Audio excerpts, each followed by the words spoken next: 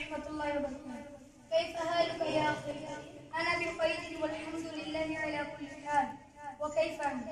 أنا بخير أيضا والحمد لله على كل حال. اسمي محمد وسيم. ما اسم أبيك أيضا؟ اسمي أبي محمد أمين. ماذا يعمل أبوك؟ أبي بواب. من أين أنت يا أبي؟ أنا من لهام. في أي جامعة تدرس؟ أدرس في جامعة دار الحديث كاوة. أين تقع جامعة؟ جامعة واقع على الشارع محمد الجناح في كاوة. كم معلم في جامعة؟ في جامعة 9 معلمين. ما اسم مدير جامعة؟ اسمي مدير جامعة الشيخ عبد الغفور هزاربي حفظه الله تعالى.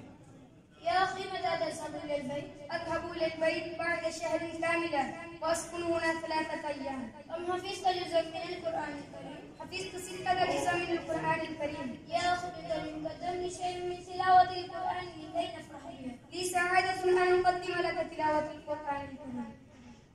أعوذ